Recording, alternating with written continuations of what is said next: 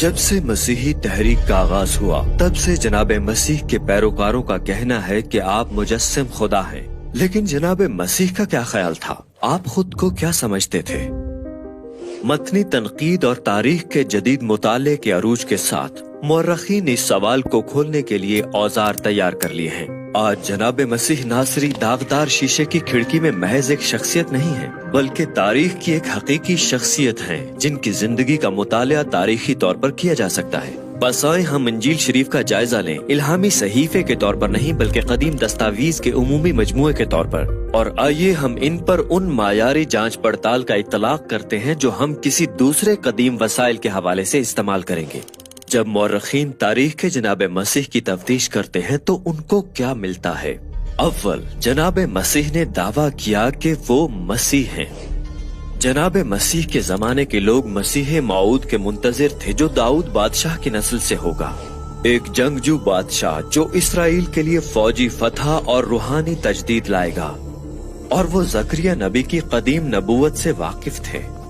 اے دختر یروشلم خوب للکار، کیونکہ دیکھ تیرا بادشاہ تیرے پاس آتا ہے، وہ صادق ہے اور نجات اس کے ہاتھ میں ہے، وہ حلیم ہے اور گدھے پر بلکہ جوان گدھے پر سوار ہے۔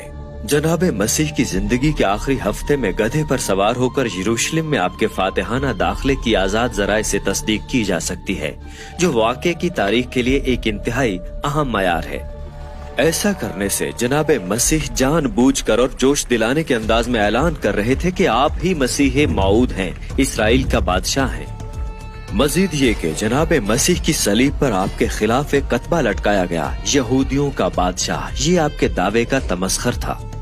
بعد ازاں مسیحیوں کی طرف سے جناب مسیح کے لیے یہ لقب استعمال نہ کرنے کی یہی وجہ ہے۔ پہلی صدی کے یہودیوں کے لیے لفظ مسیح پرمعنی تھا۔ اس لقب کا استعمال کرتے ہوئے جناب مسیح اپنے لیے دعویٰ فرما رہے تھے۔ جناب مسیح نے خدا کا بیٹا ہونے کا بھی دعویٰ کیا۔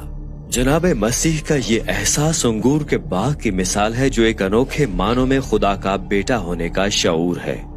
یہ مثال جناب مسیح کے تدریس کے انداز سے مماثلت رکھتی ہے اور یہودی تصور کو اپنے عہد کے خاص طور پر استعمال کرتی ہے، جیسے اسرائیل بطور تاکستان، خدا بطور باپ، اس وقت کے مذہبی پیشوا کرایہ دار، اور خدا کے نبی بطور خادموں کے بھیجے گئے۔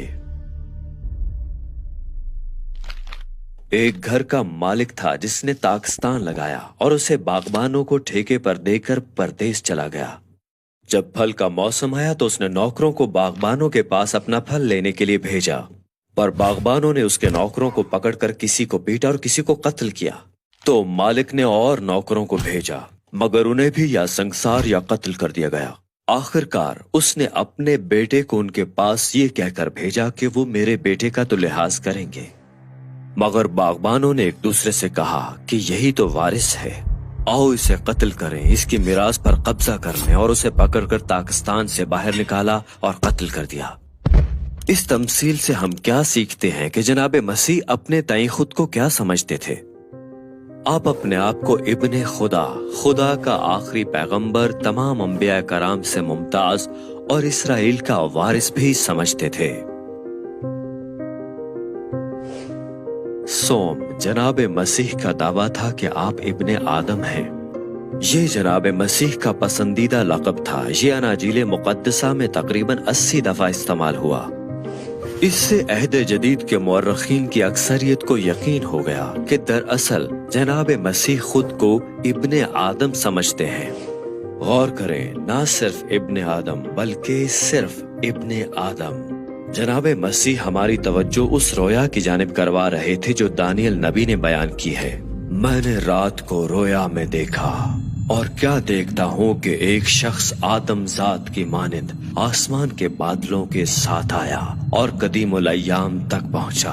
وہ اسے اس کے حضور لائے اور سلطنت اور حشمت اور مملکت اسے دی گئی تاکہ سب لوگ اور امتیں اور اہل لغت اس کی خدمت گزاری کریں۔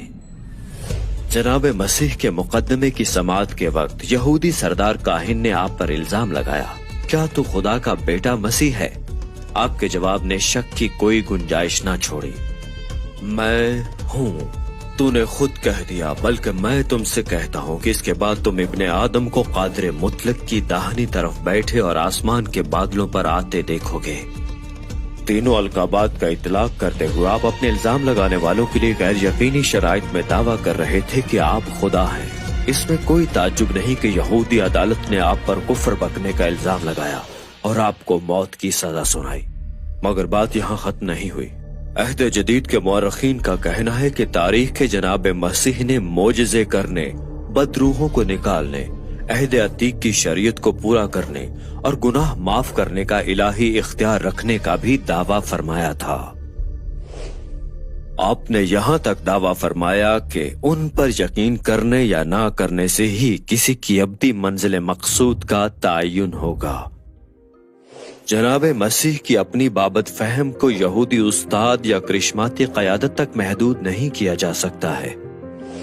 दरअसल खुद को खुदा की जगह रखने से जनाब मसीह अपने से पेशतर आने वाले तमाम लोगों से अफजल होने का दावा फरमा रहे थे। चुनाचे जनाब मसीह ने अपने शागिर्दों से जो सवाल पूछा वही हम सब के लिए है। तुम मुझे क्या कहते हो?